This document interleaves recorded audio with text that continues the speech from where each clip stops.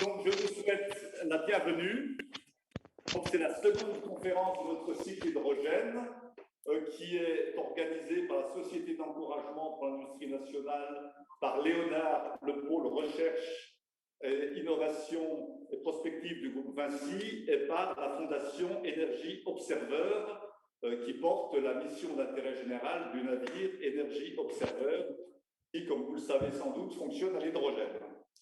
Donc, nous avons déjà fait 2 conférences en avril et mai. La première portait sur la présence de l'hydrogène dans la transition énergétique. La seconde portait sur la problématique de la production d'un hydrogène décarboné. Et la conférence d'aujourd'hui portera sur le stockage et la distribution de l'hydrogène. Nous aurons aujourd'hui 4 intervenants, de grands spécialistes du sujet. Donc, M. Pascal Baylock, qui est président et CEO de Geostock, qui fait partie du groupe Vinci, qui nous parlera de la problématique du stockage et de la distribution de l'hydrogène. Monsieur Olivier Joubert, qui est à ma gauche, qui est professeur à l'École polytechnique de l'Université de Nantes, responsable de l'équipe de recherche matériaux pour piles à combustible électrolyseur à l'Institut des matériaux Jean Rouxel du CNRS et de l'Université de Nantes, et qui est également directeur de la Fédération de recherche hydrogène du CNRS. Il nous parlera des axes de recherche du CNRS dans les domaines de la production, du stockage et de l'utilisation de l'hydrogène. Ensuite, M. Fermín Cuevas, qui est directeur de recherche au CNRS, à l'Institut de chimie des matériaux de Paris-Est, où il est responsable du groupe Interaction hydrogène-matière. C'est un expert dans le domaine du stockage de l'hydrogène et principalement du stockage solide. Il est également co-responsable du réseau franco-australien FACES, je ne sais pas si je prononce correctement, qui rassemble 8 laboratoires français du CNRS et leurs universités d'appui, ainsi que 4 universités australiennes.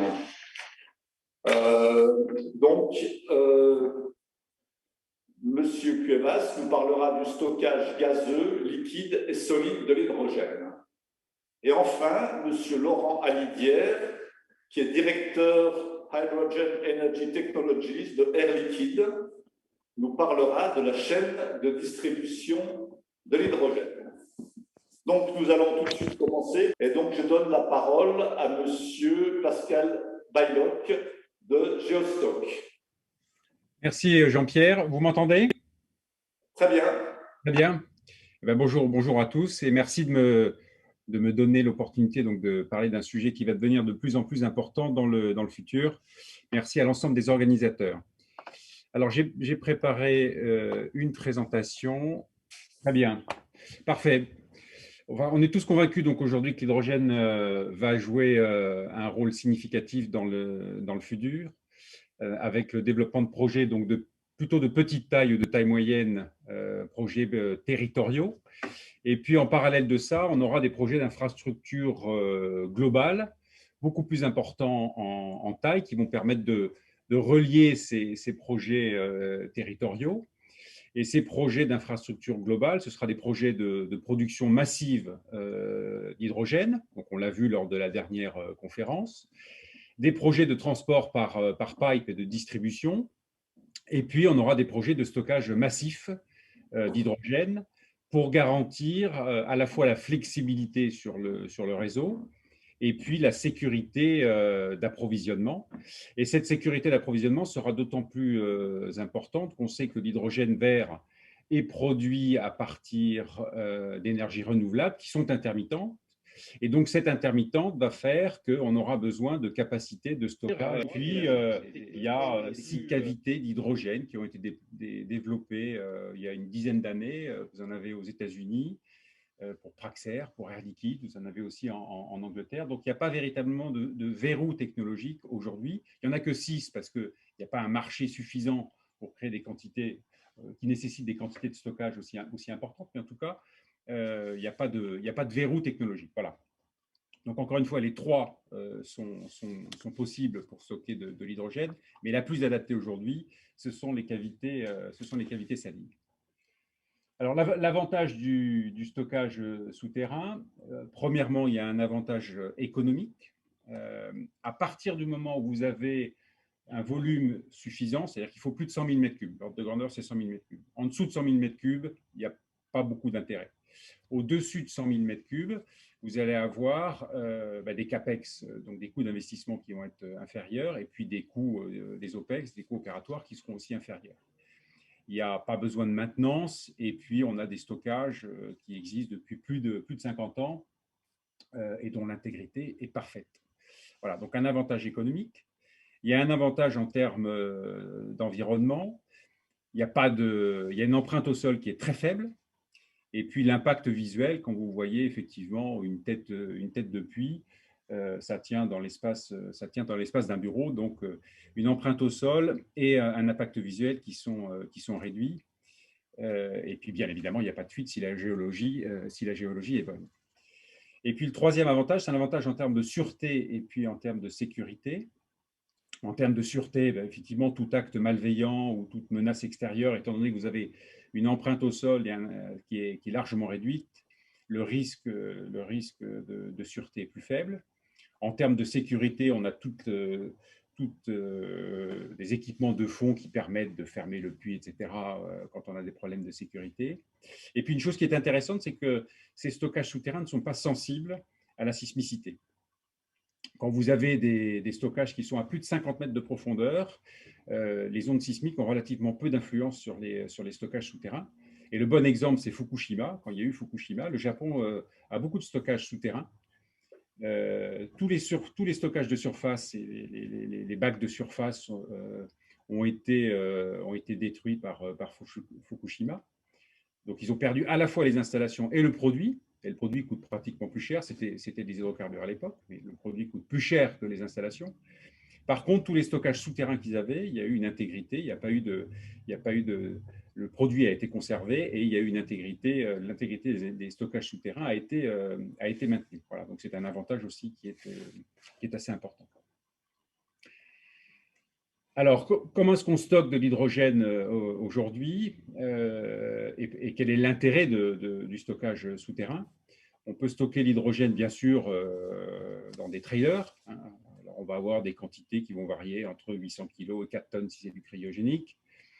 Si on veut stocker des quantités un peu plus importantes, on peut stocker, là c'est une sphère qui appartient à la NASA, on peut stocker en cryogénique 200 tonnes dans ce type de sphère. Mais quand on veut stocker massivement de l'hydrogène, les cavités salines ou le stockage souterrain présentent un intérêt. On va stocker entre 2000, 4000, on peut même aller plus loin, 4000 tonnes d'hydrogène. Donc, c'est 500 à 1000 fois ce qu'on peut stocker dans un trailer. Et forcément, le coût par mètre cube va diminuer. Donc, on a, en termes économiques, des avantages à stocker du souterrain. Donc là, vous voyez une cavité qui est à 1000 mètres de profondeur. Et puis, quand on la grossit, c'est ce que je disais tout à l'heure, elle peut faire 300, mais elle peut faire 400, 500 mètres de hauteur. Ça va dépendre de la couche de sel dans laquelle on est. Elle peut faire 80 mètres ou 100 mètres de diamètre. Et donc, on va stocker des quantités qui sont massives. Et encore une fois, avec le développement de l'hydrogène tel qu'il est prévu dans les années à venir, on aura besoin de stockage massif d'hydrogène. Donc, voilà l'intérêt du stockage souterrain. Ce sont ces volumes qui sont très, très importants. Alors, on a essayé de se demander quels seraient les besoins en capacité de stockage dans le futur. Pascal, il vous reste 5 minutes, excusez-moi. Parfait, c'est très bien. C'est juste ce dont j'ai besoin. Très bien, merci. On n'a pas du tout la prétention de déterminer de manière précise les quantités de stockage nécessaires dans le futur, mais on a raisonné juste par analogie. Donc, c'est des ordres de grandeur. Ne prenez pas ces chiffres comme la bonne parole, mais en tout cas, c'est des ordres de grandeur parce qu'on a très peu de chiffres aujourd'hui sur le stockage.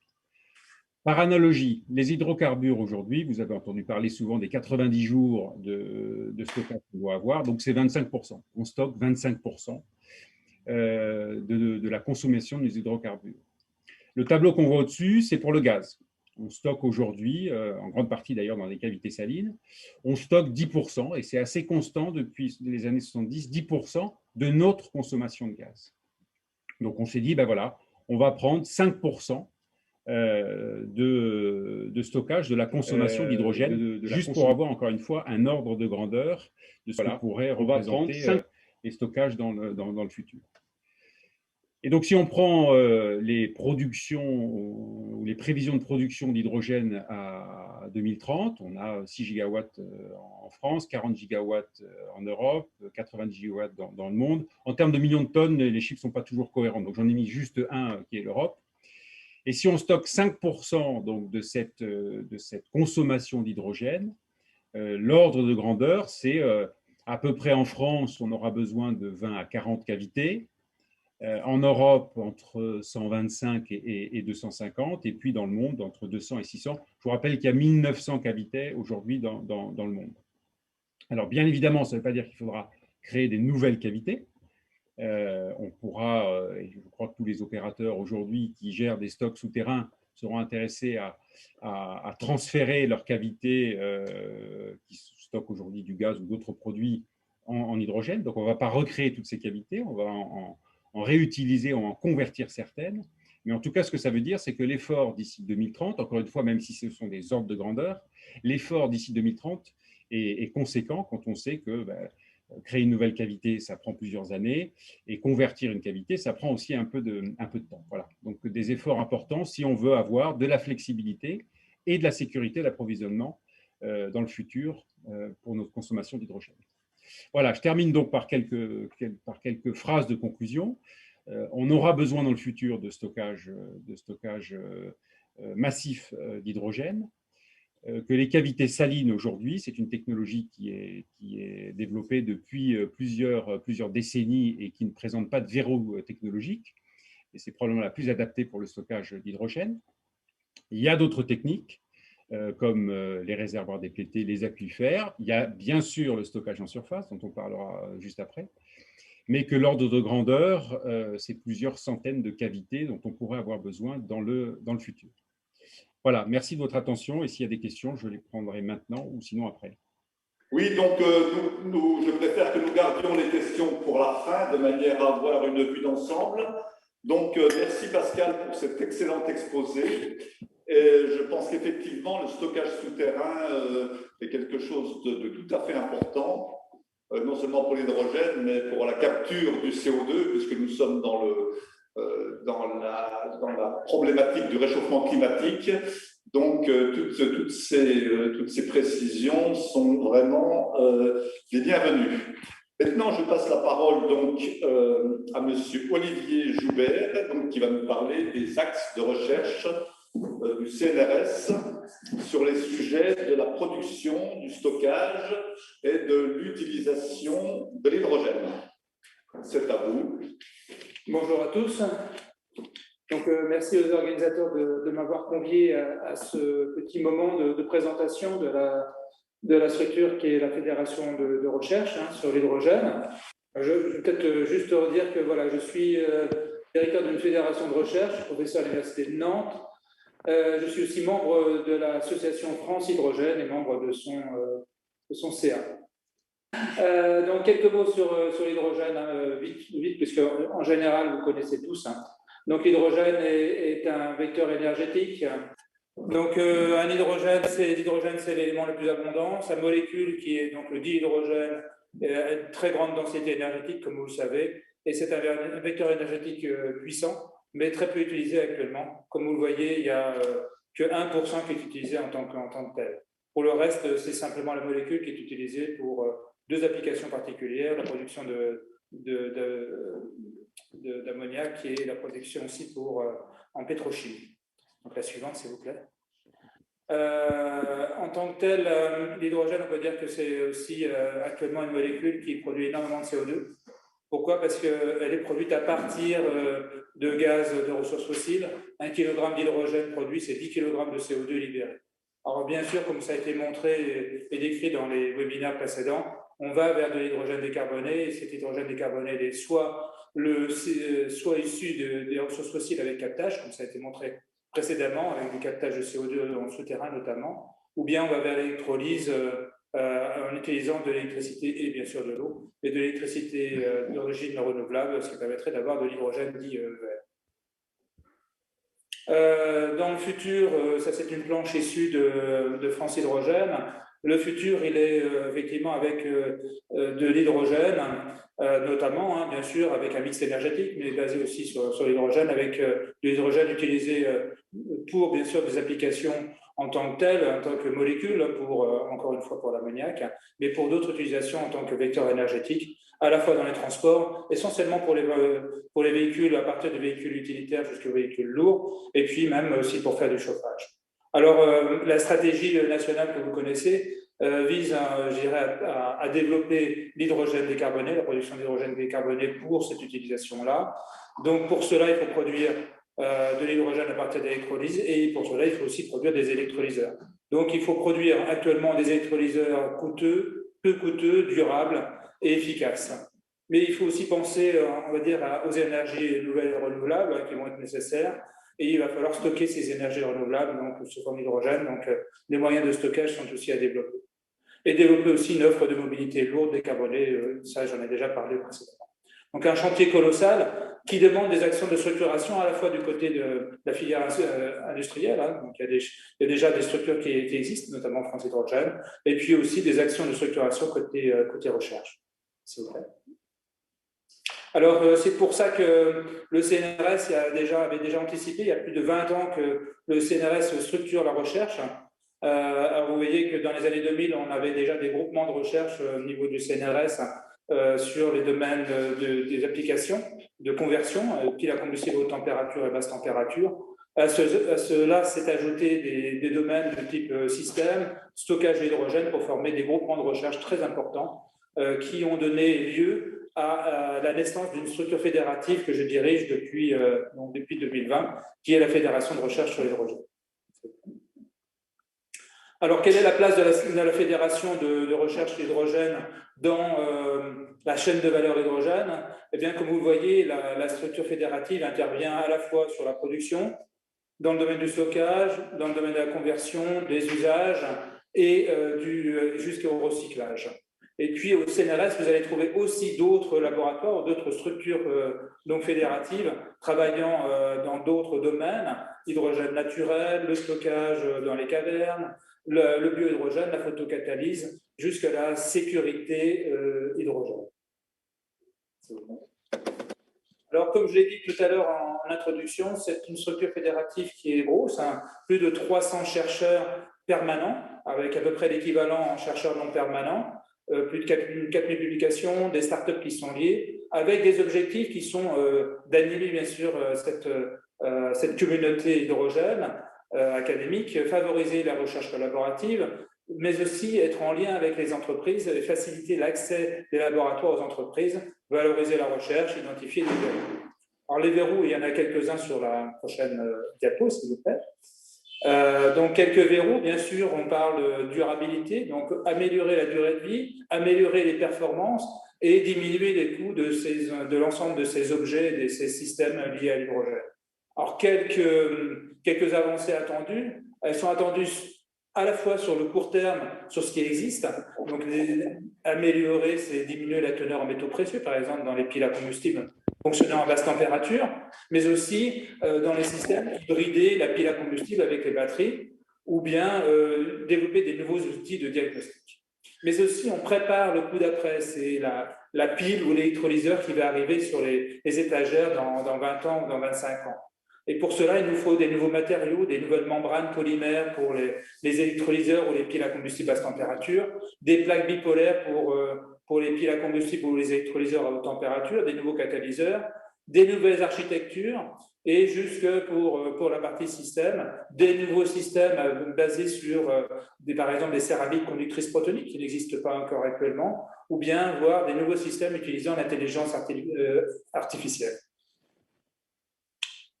Alors, notre métier, ce n'est pas de fabriquer des piles à combustible aux électrolyseurs, mais plutôt, on est plutôt sur l'amont. Comme vous le voyez ici, avec les cercles là, on va du matériau, je dirais, jusqu'au système, l'intégration système, en passant par un axe transversal qui inclut la modélisation et les caractérisations à toutes les échelles. Au-delà de l'intégration système, on a les démonstrateurs et puis les prototypes. Alors, on est plutôt dans le domaine du CEA, qui est un partenaire historique du CNRS. Alors, les challenges que nous avons définis au sein de la fédération sont en lien direct ou en phase avec les priorités de la stratégie nationale dont j'ai parlé tout à l'heure, c'est-à-dire de développer des dispositifs de production efficaces par électrolyse, donc pour produire de l'hydrogène, notamment des systèmes de production d'hydrogène à haute température, développer des piles à combustible, on va dire, de troisième génération pour la mobilité lourde notamment, et puis développer aussi des moyens de stockage innovants qui vont à la fois, bien sûr, dans le gaz, mais aussi du stockage dans les solides et dans les liquides organiques. Mais aussi, il s'agit aussi pour la Fédération Hydrogène d'accompagner la transition énergétique, la transition socio-technique, en identifiant des business models ou en essayant d'acculturer le tissu économique et voire même des particuliers. Et on développe aussi en tant que chercheur, enseignant-chercheur, on est lié beaucoup à l'enseignement, on développe des formations à la fois initiales jusque je dirais, tout au long de la vie.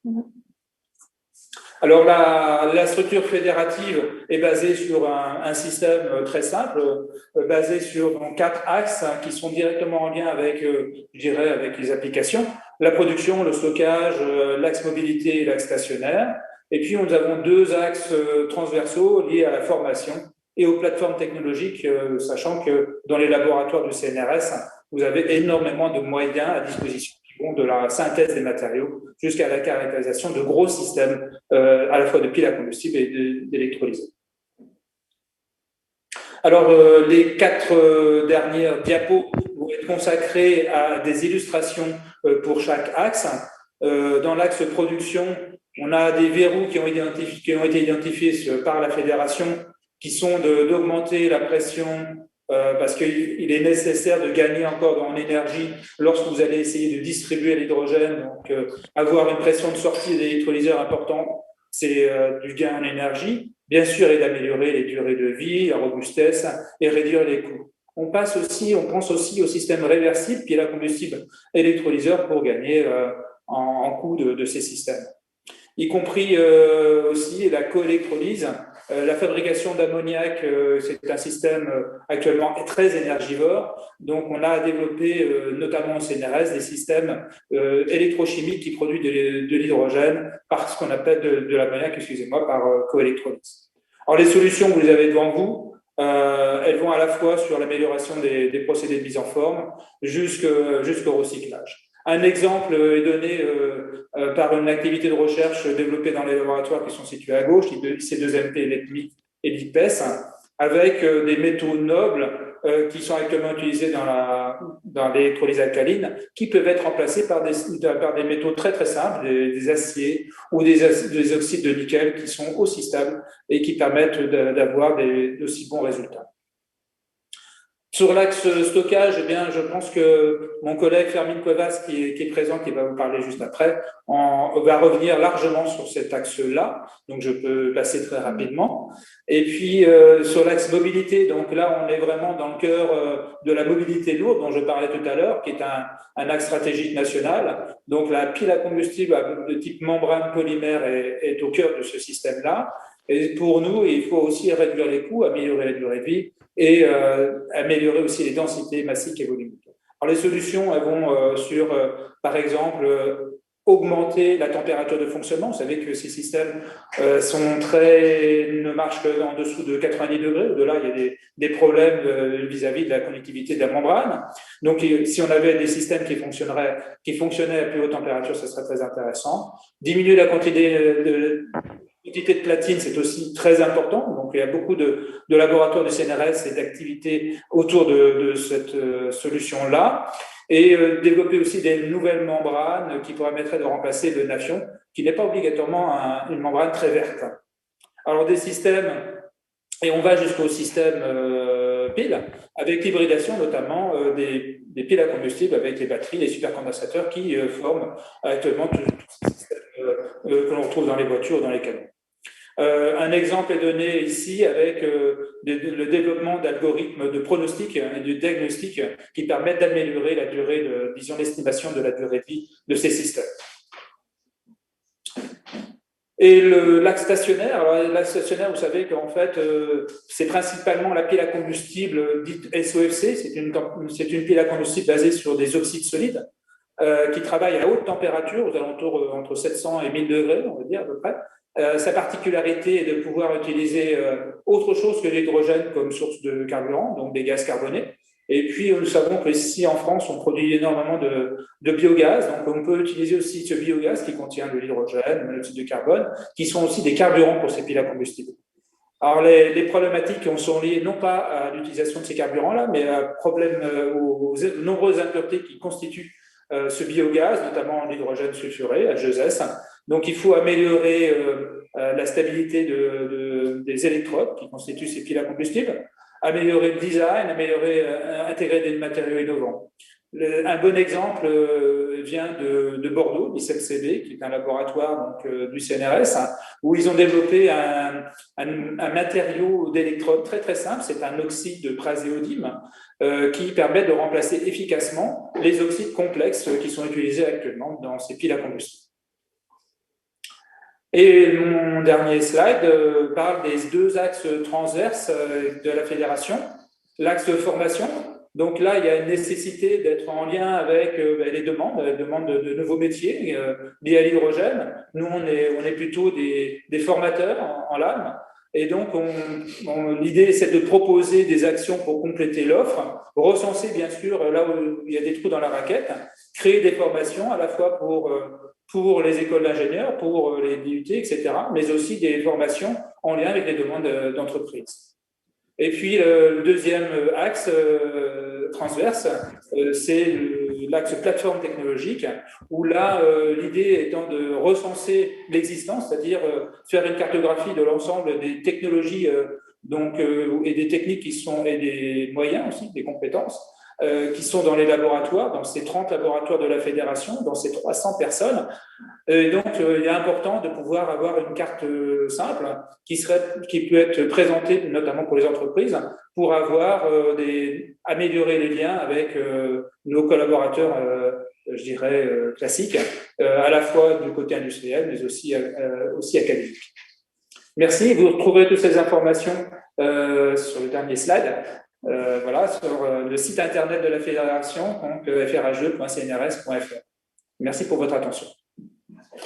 Bonjour à toutes et à tous. Merci pour cette invitation pour venir vous parler aujourd'hui de la thématique stockage de l'hydrogène. Je vais essayer de vous faire un bref aperçu de toutes les méthodes de stockage d'hydrogène qui existent à notre disposition. On a une présentation très intéressante sur le stockage massif de l'hydrogène en cavité saline. Je vais essayer de vous donner une vision plus générale et reliée en fait à toutes les méthodes possibles de stockage et avec une vision plutôt côté recherche qui nous permet de faire des choix entre les différentes méthodes de stockage en fonction des atouts de chacune de ces méthodes et des limitations qu'on peut avoir en fonction des applications concrètes qu'on souhaite faire. Alors, le stockage, comme nous avons vu tout au long de la présentation de début, il a une place importante dans la chaîne hydrogène. Il est placé au milieu de la chaîne, ce qui nous permet en fait de coupler la production de l'hydrogène avec son usage. Parce qu'on produit, soit dans des temps, soit dans des espaces différents, l'hydrogène le moment qu'on veut l'utiliser. Alors, il y a différentes méthodes de stockage en fonction de l'état d'abord. On a été souligné que l'hydrogène a une énergie massive très élevée, environ 3 fois celle de l'essence. Par contre, la masse volumique est très faible. Si on prend par exemple un litre de volume d'un litre, à l'intérieur, sur l'hydrogène, on ne peut que stocker 83 grammes d'hydrogène, ou l'équivalent de 83 grammes d'hydrogène par mètre cube. C'est un gaz très, très peu dense. Donc, il faut le stocker, on a besoin de la compactation, et pour ça, on a plusieurs méthodes de stockage. On peut le stocker à très haute pression, c'est des gaz comprimés, entre 350 et 700 bars. On peut refroidir l'hydrogène à très basse température, à l'état liquide, moins 253 degrés Celsius, ou encore, on peut l'introduire au sein de quelques matériaux dans des conditions de pression et de température proches de l'ambiance. Suivante.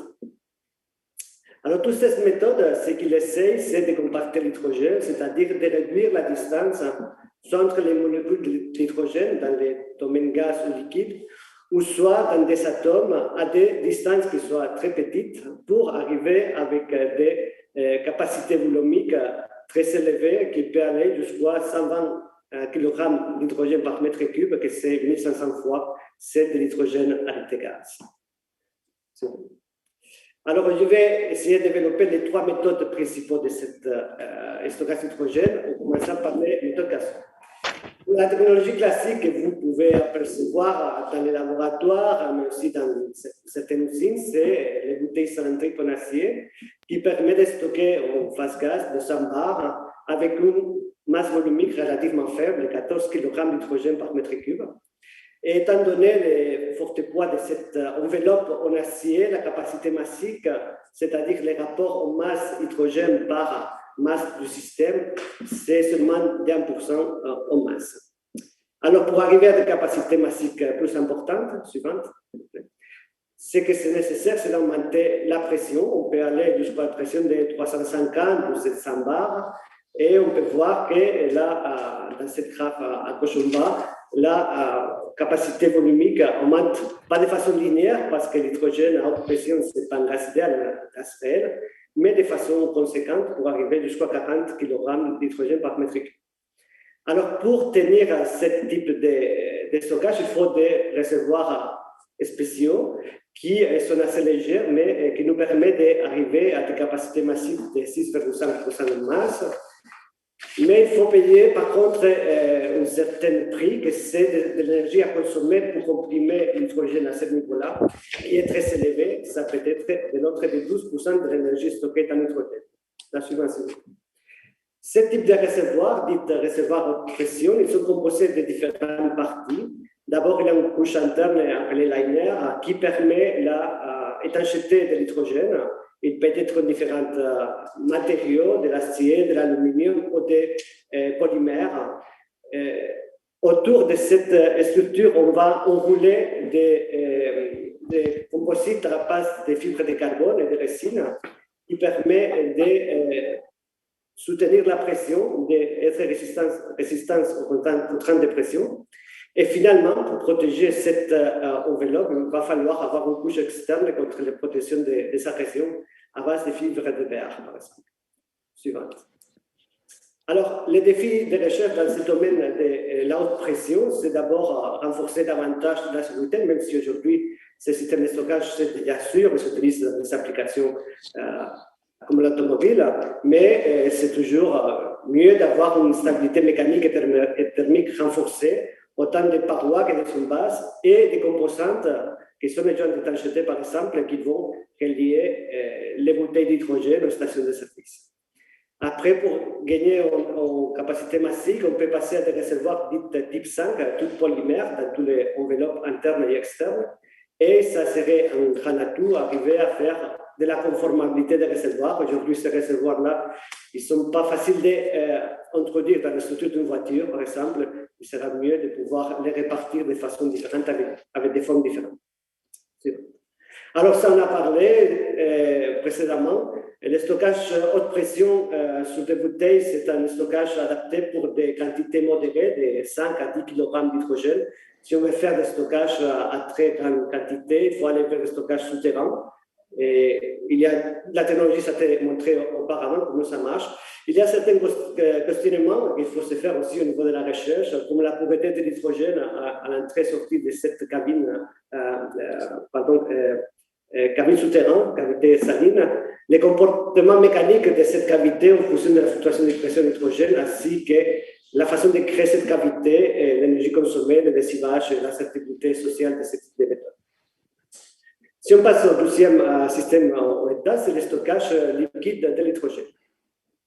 Alors, pour stocker l'hydrogène sous forme liquide, la première façon de le faire, on va dire, historique, c'est en réduisant la température, des températures très basses, 20 Kelvin, qui correspondent à moins 253 degrés Celsius.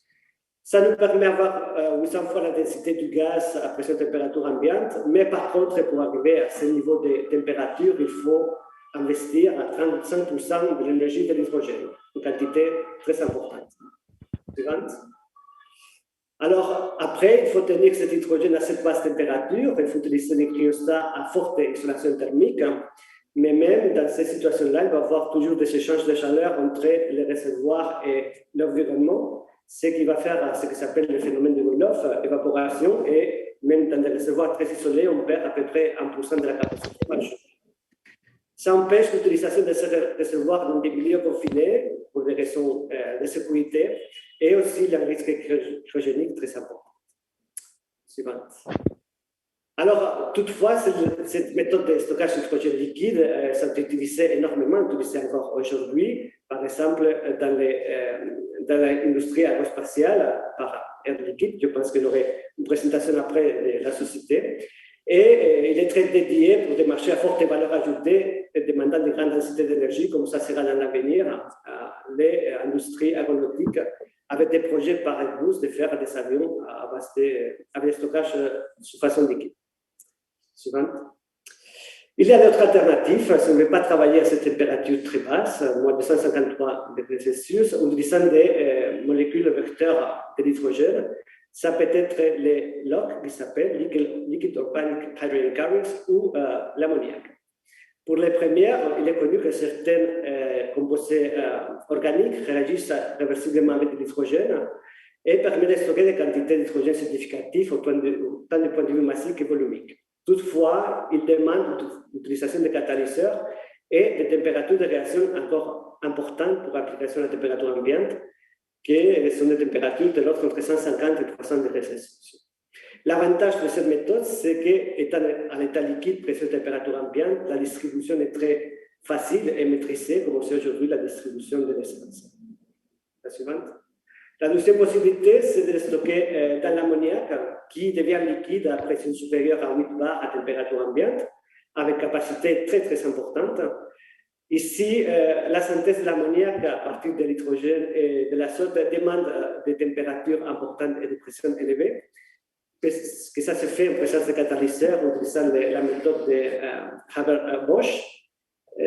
Et l'avantage, c'est qu'on pourrait utiliser cet ammoniac comme vecteur de l'hydrogène, si on veut, et une utilisation directe avec des piles à combustible à haute température, des piles à combustible alcalines. Il y a toutefois des problèmes de toxicité de cette liquide, de gaz, et éventuellement des corrosions en présence des traces d'humidité et d'oxygène qu'il faudra surveiller. Suivante. Alors, le défi de la recherche dans ces deux molécules, de ce type de stockage à base de l'OC et de l'ammoniac, c'est de réduire la température de réaction, de développer des catalyseurs avec réduction des coûts, des méthodes nobles, et la purification de l'hydrogène à l'entrée des piles à combustible. Suivant.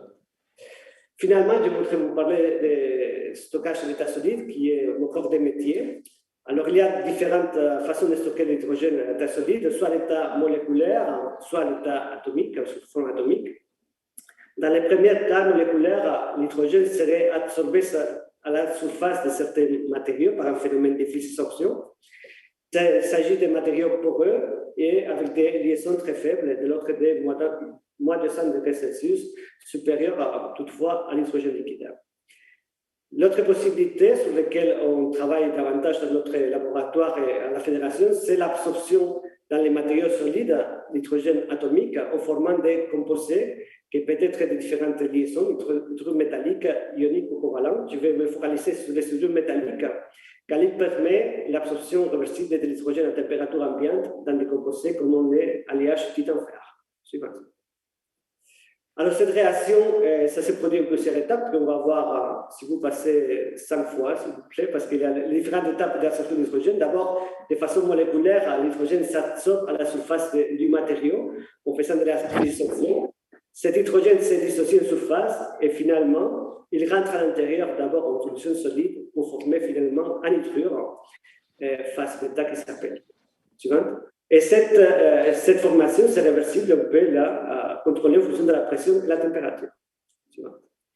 En fait, tous les éléments du tableau périodique presque réagissent avec de l'hydrogène en formant des hydrures. Alors, la pression de formation de ces hydrures est très différente.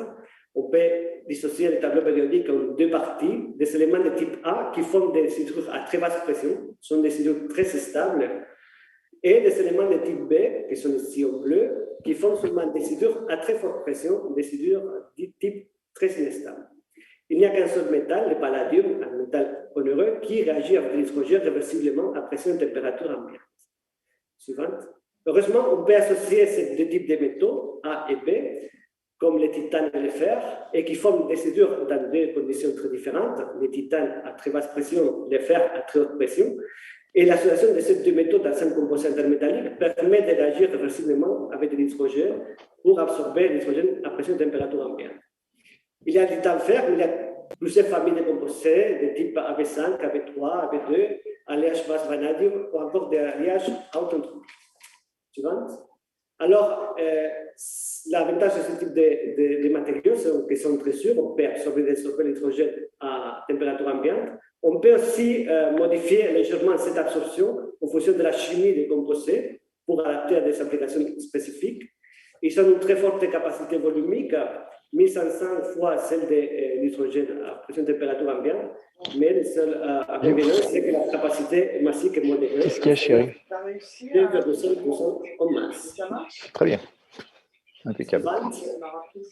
Alors, j'ai branché mon smartphone, je branche ça, je fais toute ma conférence. Là. Excusez-moi, vous interférez là, vous pouvez couper votre micro, merci. Alors, il y a des applications qui sont utilisées avec cette soudure métallique. Je vais concentrer dans deux petites applications. D'abord, une au milieu confiné, c'est la marine allemande avec un sous-marin qui travaillait avec des stockages d'hydrogène dans un composé intermétallique type AB2, avec des pressions d'absorption et d'absorption de 10 bars à 100 bars, et une capacité de stockage dans différents réservoirs de 55 kg par réservoir, avec 18 réservoirs, ça faisait 1 tonne, qui permet l'autonomie des sous-marins pendant 3 semaines sous l'eau. Une deuxième application, c'est dans la gestion des énergies renouvelables. C'est par exemple ce projet qui s'appelle ICARE, Area Carrier for Renewable Energy Storage, un projet de l'Union européenne dans lequel on fait partie aujourd'hui notre laboratoire, dont l'objectif c'est de stocker de façon journalière ou saisonnière de l'hydrogène pour lisser la production des énergies renouvelables en utilisant un composé intermétallique base titane-fer avec une capacité de stockage modérée, 50 kg d'hydrogène mais significatif, pression de température proche de l'ambiance et capacité et efficacité énergétique très élevée. C'est un projet en partenariat public-privé avec 4 laboratoires internationaux entre la France, l'Allemagne, l'Italie et la Norvège, et avec la participation d'Engie qui va héberger finalement ces démonstrateurs qui sera installé sur le site d'Engie au nord de l'île de France fin 2020. Suivante. Alors, le défi de recherche dans le stockage solide, c'est d'augmenter la capacité massique et recevant encore la réversibilité à pression de température ambiante, diminuer les coûts des matériaux et la teneur des matières primes critiques, en améliorant aussi le cycle de vie et les procédés de recyclage, et optimiser l'efficacité énergétique avec des couplages, avec les électrolyseurs, la combustion. Suivante. Alors, j'espère que vous avez démontré qu'il existe différentes méthodes de stockage de l'hydrogène et le choix se fera en fonction des applications. On peut stocker à l'état gazeux, c'est très adapté pour la mobilité légère ou, comme on a vu auparavant, pour le stockage massif souterrain. Le stockage liquide, c'est pour la haute densité énergétique, surtout le stockage cryogénique, mais encore pour le transport et distribution avec de nouvelles molécules, l'eau ou ammoniac. Et finalement, le stockage solide très adapté pour les milieux confinés, systèmes autonomes et qui sont proches du public. Suivante. Et je vous remercie de votre attention. Prêt pour vos questions à la fin de cette réunion. Merci. Eh bien, merci, professeur Cuevas, pour cet exposé très complet sur les modes de stockage de l'hydrogène, très intéressant. En particulier, ce qui concerne le stockage solide, qui est sans doute moins connu et moins évident que le stockage à l'état liquide ou le stockage à l'état gazeux. Donc, c'était effectivement un très beau panorama. Et je suppose que nos auditeurs auront appris beaucoup de choses. Maintenant, je vais passer la parole à M. Laurent Alivière, donc, qui, comme je voulais mentionner, le directeur de Hydrogen Energy Technologies de Air Liquide, et qui va nous parler du transport et de la distribution de l'hydrogène. Monsieur Alidière, merci de votre présence et je vous passe la parole. Bonjour à tous, merci à la Société d'encouragement, merci à vous. Donc, je vais concentrer ma présentation sur le transport et la distribution d'hydrogène, sans parler de production ni parler de stations. Et puis, je vais aussi l'écourter puisqu'il faut qu'il nous reste du temps pour apprendre les questions. Et je vais aussi adapter en fonction de ce qui a été dit auparavant pour éviter les redites.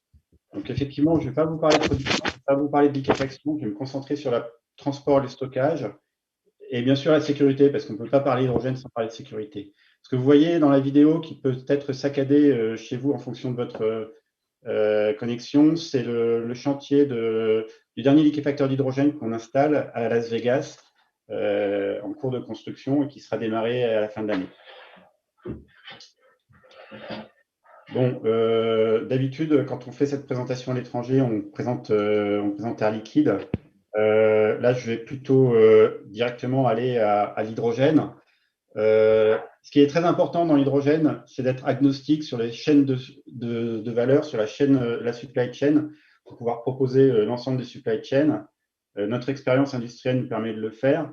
C'est environ 10% du chiffre d'affaires de la société, l'hydrogène, plus de 50 unités, 3500 tonnes par jour de production. Alors, à raison de 1 kg pour 100 km, je vous laisse calculer le nombre de kilomètres qu'on pourrait faire en voiture pile à combustible. Et puis les marchés historiques qui sont le spatial, l'électronique, l'acier, puis la raffinage pour 50% des. Alors, je vous ai dit qu'il fallait être agnostique sur les chaînes de distribution. Donc, ce qui est vraiment important de considérer, c'est le coût au final, quelle que soit la chaîne de distribution, et de dimensionner cette chaîne de distribution en fonction du coût. Donc ça, c'est principalement fait par rapport à la distance aux sources, par rapport au type de source qu'on va optimiser ces distances. Air Liquide va plutôt développer une technologie, un savoir-faire et une expertise dans l'ensemble de la supply chain et se concentrer plutôt sur la production, le conditionnement, la distribution dans un schéma assez classique de fabrication, de ownership et d'opération. Donc, quand on regarde plutôt le transport et le stockage, qu'est-ce qu'on constate? Donc, Pascal Belloc l'a dit sur les cavernes, donc je ne vais pas revenir là-dessus. Firmin Clevas l'a dit surtout, a bien décrit les hybrides, les hydrures, pardon, en particulier. On a parlé de gaz comprimé. Vous n'avez pas trop parlé de ce qu'on appelle le cryo-compressed, qui est du gaz froid sous pression, et bien sûr l'hydrogène liquide. Il y a plus de 80 molécules qui ont été identifiées par Los Alamos National Laboratory qui sont capables de stocker l'hydrogène à plus ou moins haut TRL, donc TRL, Technology Readiness Level. Ce qu'il faut faire extrêmement attention quand on discute de performance de stockage, et là vous avez typiquement en bas à droite un graphe, c'est qu'il faut bien prendre en compte le poids et le volume du package, de l'enveloppe, puisque à 700 bars, vous allez avoir des réservoirs qui vont faire jusqu'à 2 cm et demi de carbone, donc ça pèse du poids, et sous forme liquide, vous avez l'hydrogène qui est dans un thermos, puisque Fermat l'a bien dit, c'est à 20 Kelvin, donc il faut une isolation. Donc il faut prendre en compte le système. Ça, c'est extrêmement important. Et moi, je vais vraiment présenter ce qu'on fait de manière industrielle, donc ce qui est TRL 8, 9, dans la suite de la présentation. Donc, si on regarde un petit peu un petit camion de gasoline à gauche, donc le camion de gasoline, il est capable de faire à des voitures environ 500 000 km, bon, en fonction de la consommation, et qu'on compare au même package sous forme de gaz à 200 bars ou sous forme de gaz de liquide à 20 degrés Kelvin, bien, finalement, en fonction de la pression dans le gaz, on va faire 100 000 km maximum avec des trailers, des semi-remorques à 300 bars ou 700 bars. Et puis en hydrogène liquide, donc j'ai la photo d'un camion en Amérique, aux États-Unis, dans notre filiale Airgaz, mais en Europe, c'est plutôt qui fait 4 tonnes 5, en Europe, c'est plutôt 3 tonnes 5. Finalement, on va faire 350 000 km. Donc, il va y avoir des différences significatives entre une supply chain pour l'essence et une supply chain pour le liquide, l'hydrogène, le gaz. On va revenir là-dessus. Et je vous l'ai dit, hein, il va falloir adapter la supply chain par rapport aux besoins, par rapport à la distance. Et donc, en fonction des capacités, alors ça, c'est un petit peu schématique, mais on est obligé d'être schématique. En fonction des capacités de stations, elles vont adresser différents types de besoins. Eh bien, on va livrer ces stations avec différents types de solutions logistiques, avec le danger, quelquefois, qu'on peut être pollué par l'existence. C'est-à-dire que, bien sûr, si on a une source d'hydrogène liquide ou une source d'hydrogène gazeux déjà préexistante, on va plutôt privilégier cette source-là plutôt que de faire un investissement supplémentaire. Et ensuite, tout à la droite, quand on n'est plus capable de livrer par camion, ben, ma foi, soit on délivre par pipeline, c'est ce qu'on fait à Rotterdam sur une station, il y a d'autres stations qui vont être livrées comme ça, soit on fait du on-site, donc là vous avez l'exemple d'électrolyseurs. Et je vous ai dit qu'il fallait être agnostique, il fallait regarder l'ensemble de la supply chain, l'ensemble des coûts, et pas simplement regarder les briques, puisque par exemple, un camion liquide, vous allez transporter presque 10 fois plus qu'un camion à 200 bars. Donc, il faut vraiment regarder l'ensemble des coûts. Donc là, c'est des graphes qui sont peut-être assez difficiles à lire, mais ici, vous avez le coût, le meilleur coût, en fonction de la distance à la source dans les colonnes. Pardon, en fonction de la consommation dans les colonnes, là, de 500 kg par jour à 4000 kg par jour, et dans les lignes de la distance à la source. Et puis ici, vous avez le même graphe, mais les kilogrammes de CO2 et les émissions de carbone. Qu'est-ce qu'on constate finalement? Que pour les grandes distances et surtout pour les grandes consommations, l'hydrogène liquide surpasse en coût et moins cher que l'hydrogène gazeux à 300 bars. 300 bars étant la méthode de distribution optimale, ça ne sert à rien d'aller plus haut en pression pour transporter l'hydrogène, pour des applications industrielles et d'hydrogène énergie. Donc, ce que vous pouvez constater ici, c'est que le surcoût qu'on a à liquéfier l'hydrogène, y compris le surcoût entre guillemets énergétique, eh ben, alors je ne sais pas le dire en français, mais en anglais c'est offset, et même ne paye pas la distribution gazeuse qui va entraîner plus de camions sur la route, etc. Donc, c'est pour ça que le liquide est intéressant. Le liquide n'est pas inintéressant parce que c'est extrêmement cher de liquéfier, parce qu'il est extrêmement basse température, etc. La basse température, ça fait 120 ans que Air Liquide existe et ça fait 120 ans qu'on maîtrise la basse température, donc ce n'est pas le cas.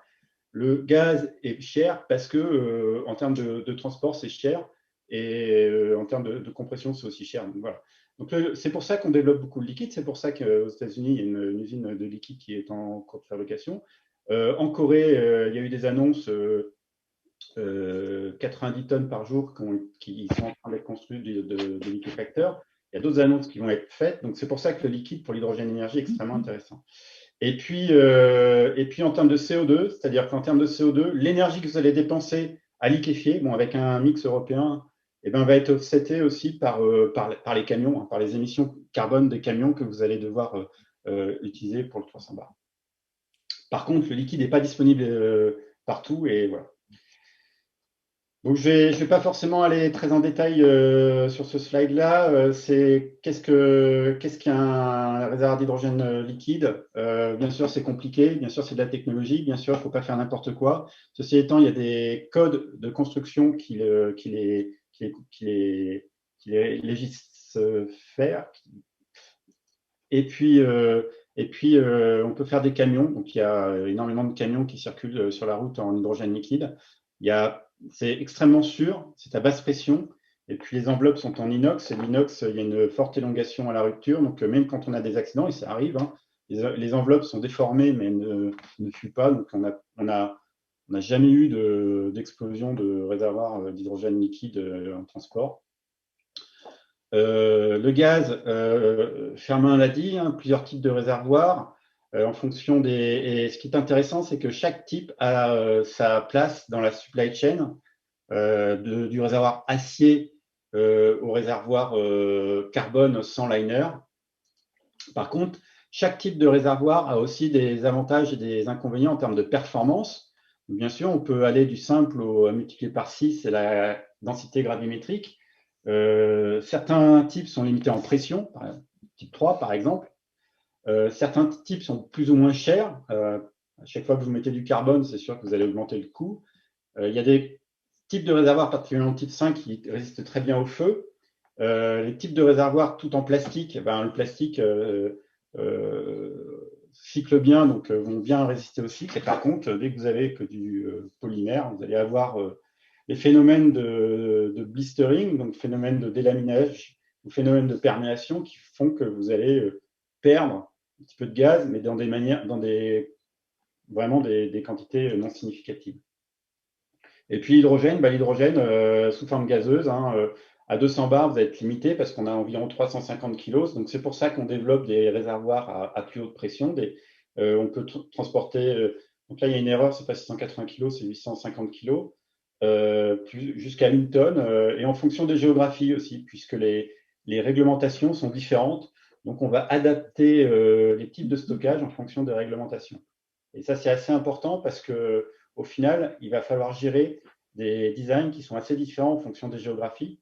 Et en termes de gestion de la configuration, c'est quand même c'est un gros challenge pour nous. En termes de coût aussi, puisque nous, on a tendance à vouloir homogénéiser les réglementations en fonction de géographie pour proposer un design unique. Et pour le moment, ce n'est pas possible. Je vais conclure par un épisode de sécurité et de réglementation. Bien sûr, ce qui se passe, c'est que l'hydrogène, en termes de sécurité, ça brûle, ça explose dans certaines conditions. C'est difficile de comparer l'hydrogène qui serait une carotte avec de l'essence qui serait une poule ou un torchon, parce que vous ne comparez pas les mêmes choses. Donc c'est un fuel, il faut qu'il soit manipulé avec professionnalisme. Il faut que le design soit professionnel aussi, et il faut aussi que toute utilisation soit professionnelle. Quand on parle de l'hydrogène, on parle toujours de l'accident d'Édimbourg en 1936. Je vous rappelle que 1936, c'est il y a 85 ans, et que depuis 85 ans, personne n'a, il n'y a pas d'accident majeur qui est apparu dans l'esprit des gens depuis cette époque-là.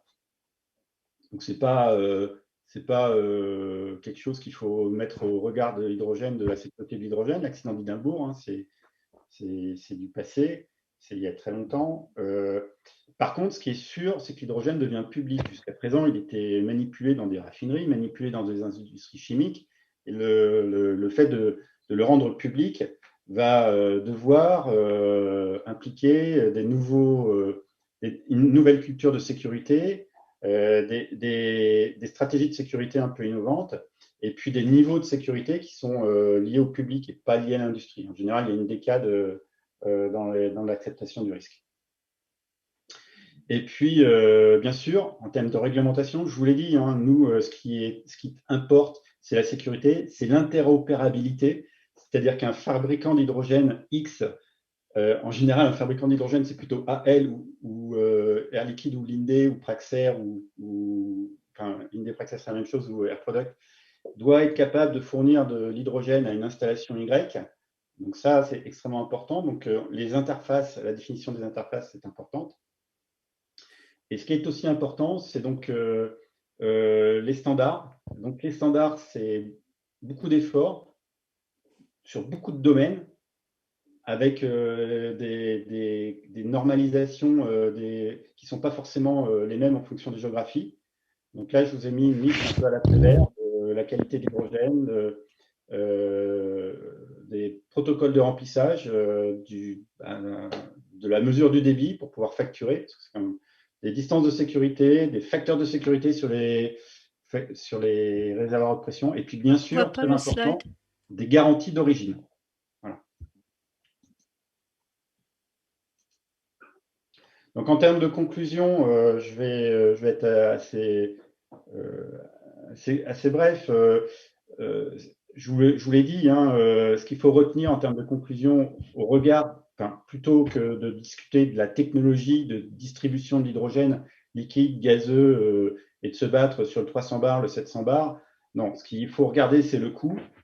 Et c'est pouvoir avoir une approche globale pour optimiser le coût de l'hydrogène. Et ensuite, la supply chain, elle suit. Et de toute façon, que ce soit du liquide ou du gaz, les niveaux de sécurité qui sont associés sont les mêmes. Et on ne va pas privilégier une solution technique par rapport à une autre pour des questions de sécurité ou autre. Ce qui est important, par contre, au niveau de l'utilisation, il peut y avoir d'autres critères tels que la place dans les stations, tels que les durées de livraison, etc., qui vont plutôt privilégier une solution par rapport à une autre. Bon, c'est intéressant, les petits gribouillis qu'il y a sur l'écran. Voilà. J'ai fini. J'espère que j'ai répondu à vos questions. Voilà. Merci pour votre... Merci, Monsieur Alidière, pour cet excellent exposé qui nous montre bien effectivement les enjeux à la fois de coût et de sécurité du transport de l'hydrogène, puisque c'est une objection que j'entends souvent. L'hydrogène, c'est bien, mais c'est dangereux. Comme vous l'avez rappelé, on parle souvent d'Hindenburg, mais c'était il y a un certain temps. Donc, on espère qu'aujourd'hui, la meilleure connaissance des techniques de transport et les nouveaux matériaux permettent une distribution tout à fait sûre. Donc maintenant, il ne nous reste plus trop de temps, mais il nous reste du temps pour des questions. Donc, je passe la parole à l'assistance. Est-ce qu'il y a des questions pour nos 4 intervenants?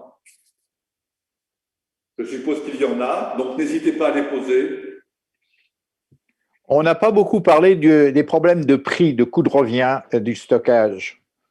J'aimerais bien qu'un des intervenants nous explique un peu quelles sont les différences de prix, les prix dans les différentes formes de stockage qui ont été évoquées.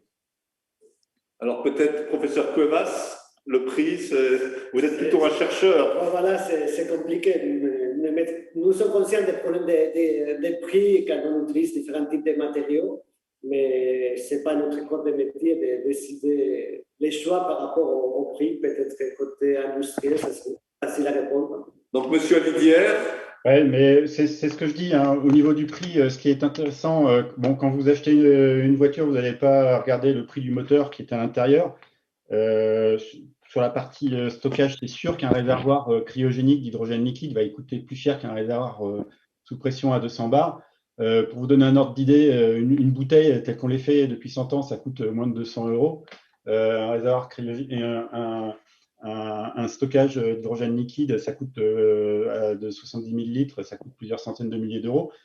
C'est pas ça qui est important. Ce qui est important, c'est au niveau utilisateur, le prix auquel vous allez pouvoir récupérer l'hydrogène à votre tuyau sur la station. Et là, on parle de prix entre 8 et 10 € du kilo pour l'hydrogène gazeux à 700 bars. Et puis, on a des plans de développement pour diminuer ce prix.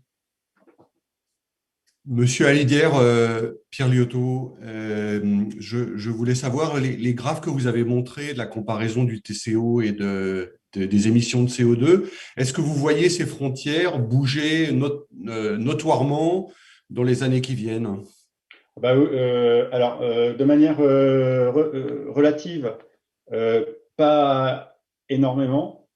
Ce qui est important là, c'est qu'il n'y a pas la production, hein, et les coûts ils vont diminuer surtout sur l'aspect production. Sur la supply chain, les coûts, on va toujours transporter par la route, et là, il va y avoir une asymptote assez rapide. Donc, les coûts, de manière relative, les coûts ne vont pas diminuer. Et par contre, ce qui est extrêmement important, au niveau local, les coûts donc tout ça, ça dépend beaucoup des coûts énergétiques. Et du coup, au niveau local, on peut avoir des schémas qui sont un petit peu différents. Un commentaire sur le souterrain. Je rejoins ce qui a été dit. C'est très compliqué aujourd'hui de déterminer le coût du stockage souterrain et les autres d'ailleurs. Mais sur le stockage souterrain, il y a un paramètre qui va être très important, bien sûr, c'est le cyclage. C'est-à-dire que vous allez remplir et vider la cavité jusqu'à 10 ou 15 fois par an. Et si vous arrivez à des taux justement de recyclage de la cavité qui sont autour de 10 ou 15 fois par an, on peut réduire le coût, c'est les premières estimations qu'on a pu faire, on peut réduire le coût à moins d'1 euro par kilogramme pour le stockage. Voilà. Maintenant, si la cavité n'est pas cyclée, si on la remplit et qu'on ne la touche plus pour du stockage de type stratégique, là, les coûts vont forcément augmenter. Merci. Y a-t-il d'autres questions? Moi, j'ai une question sur le transport par pipeline. Je reprends des questions qui sont aussi dans le fil de la conversation. Comme il y a déjà des stockages en cavité saline qui stockent de l'hydrogène, il y a déjà des pipelines d'hydrogène, des hydrogénoducs. Qu'est-ce qu'on peut dire du retour d'expérience de leur exploitation? Donc, vous avez raison, hein. Par exemple, si je parle pour la liquide au Texas, il y a une cavité saline qui est opérée. Cette cavité saline, elle permet effectivement, comme Pascal Belloc l'a dit, d'être résistante aux ouragans. Donc, typiquement, quand il y a un ouragan sur le golfe du Mexique, on a toujours quelques millions de mètres cubes dans la cavité saline, ce qui nous permet d'être résistant. Il y a 1850 km qu'on appelle hydrogénoduc, qu'on appelle pipeline hydrogène à des pressions entre 20 et 100 bars.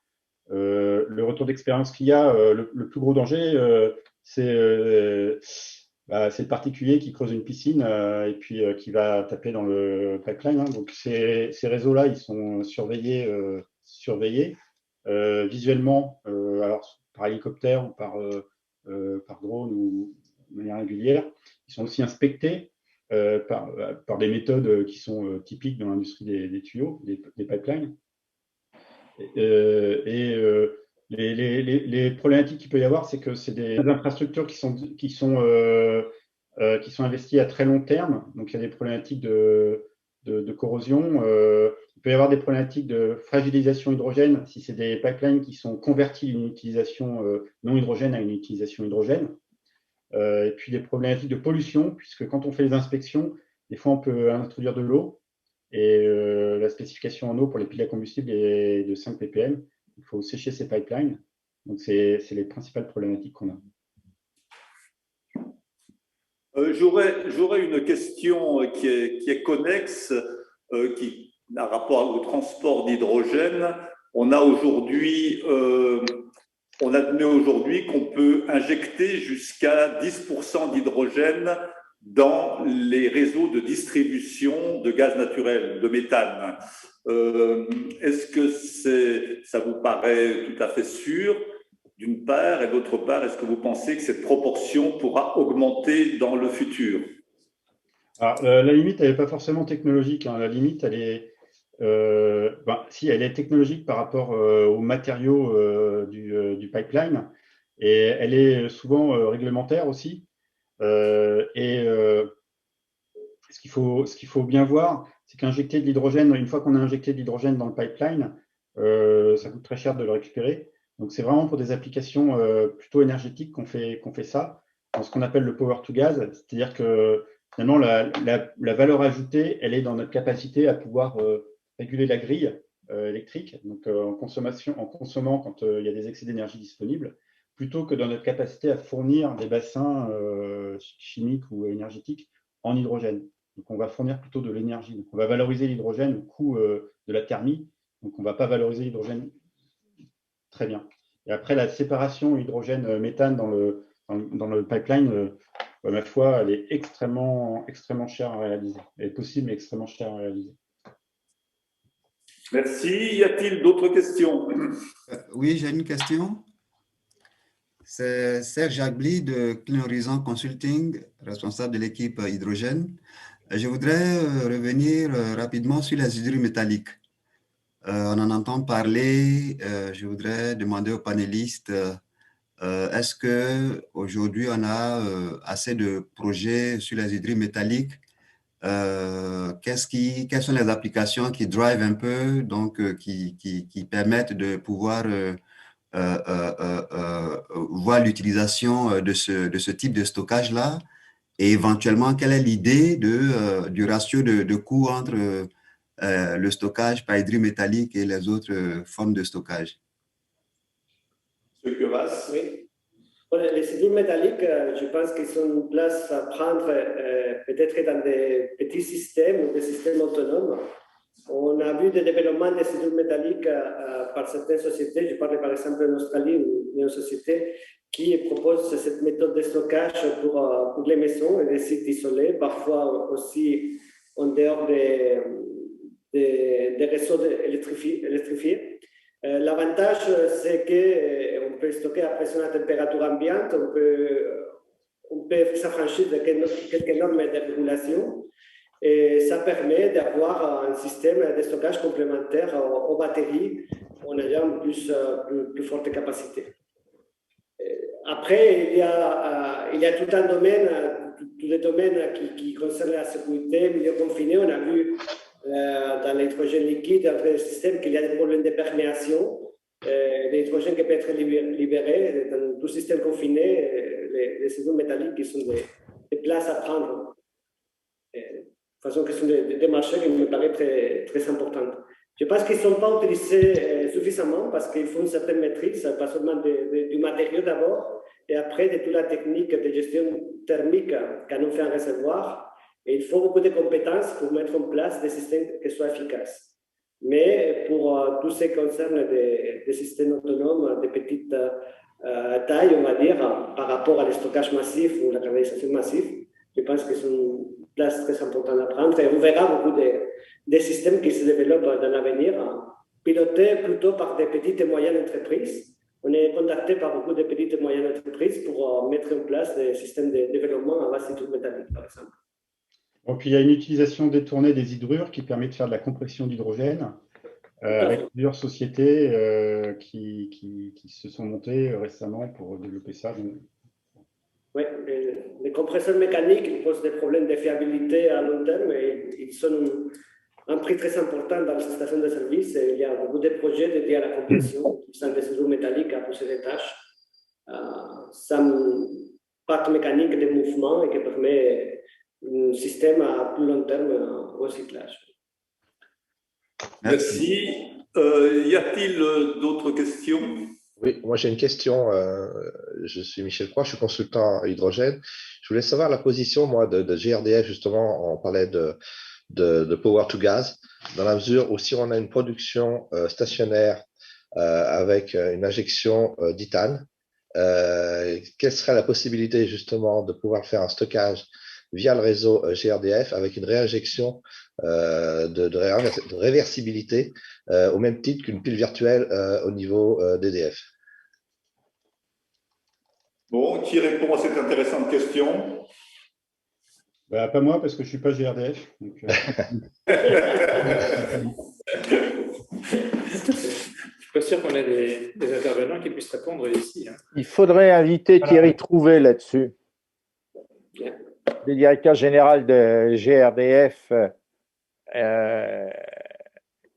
il serait intéressant de l'avoir dans un des débats sur ces problèmes de transport de gaz par pipe et de distribution. Et d'injection d'hydrogène dans le gaz naturel. Complètement. Non. Complètement, parce que là, on dépasse carrément on est dans un système qui va délocaliser le stockage. Et là, on est vraiment dans la réalité, surtout je parle pour les systèmes qui sont les systèmes urbains, sur lesquels on peut envisager un nouveau paradigme de gestion de stockage massif et aussi de partage de réinjection, en sachant que le but, justement, c'est de pouvoir augmenter la capacité de stockage sans en avoir les inconvénients. Je vous rappelle que c'est le schéma qu'a adopté l'Allemagne. Tout à fait. Bien. Une autre question? Moi, j'ai une question pour le professeur Joubert. Quand vous nous avez décrit vos initiatives, j'ai trouvé que le nombre de startups connectées à votre fédération était très faible, 4. Peut-être que c'était uniquement des startups qui sont des spin-offs de la recherche, mais comment travaillez-vous avec d'autres startups ou d'autres entreprises? Alors, le nombre de startups que j'ai indiqué est le nombre de startups issues, on va dire, des laboratoires du CNRS, hein.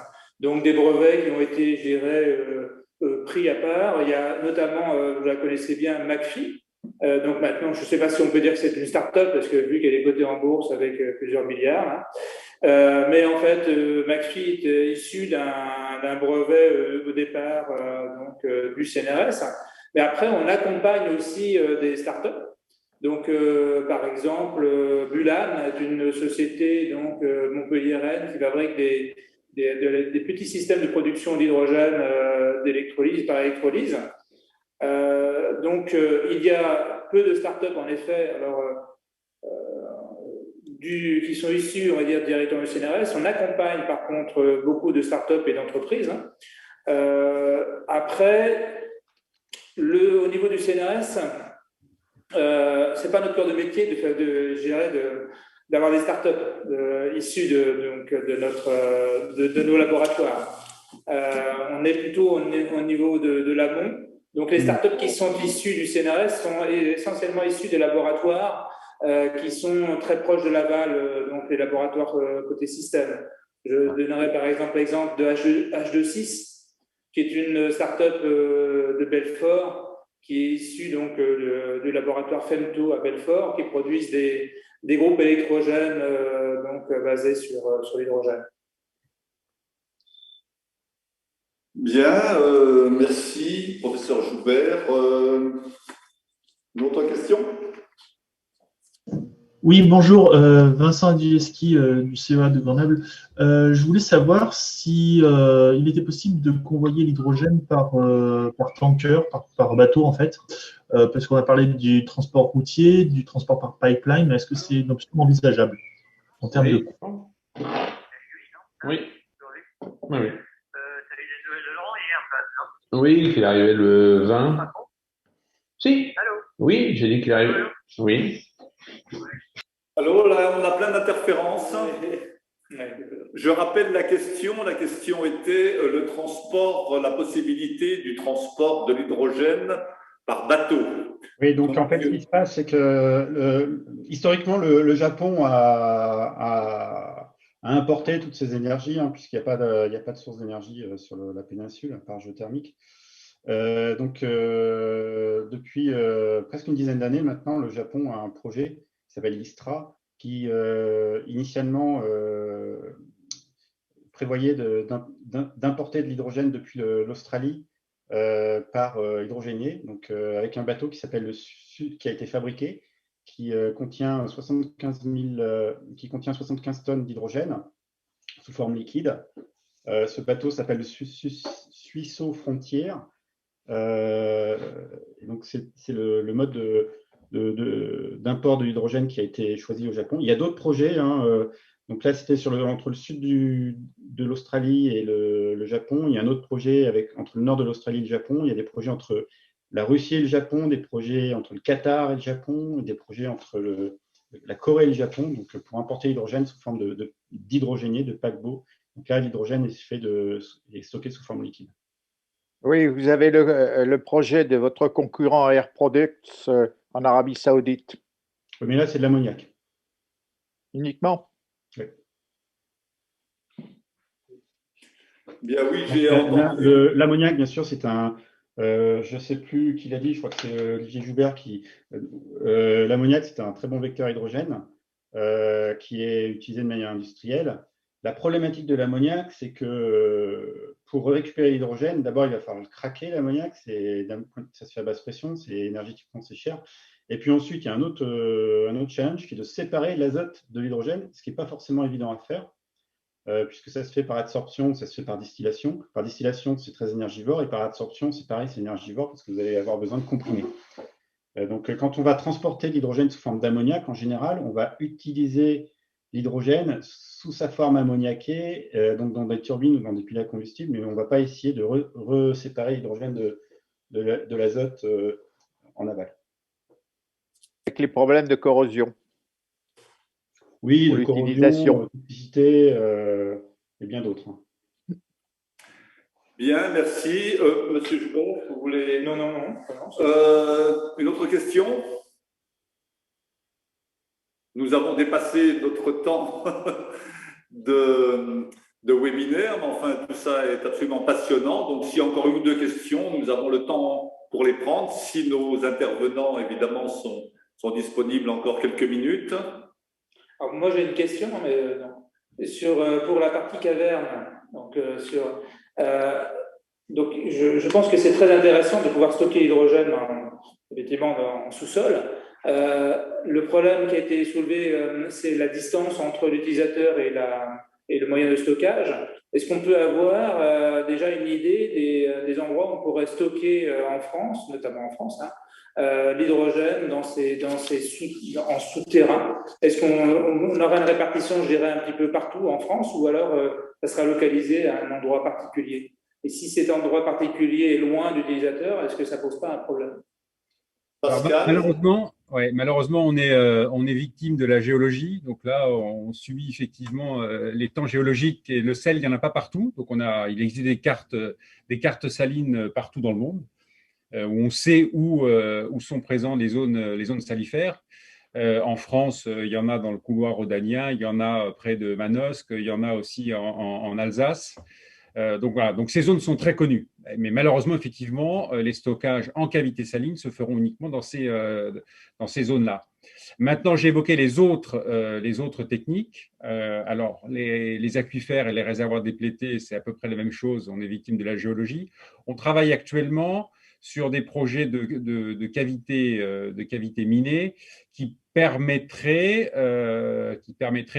potentiellement d'en mettre dans à peu près partout. Voilà.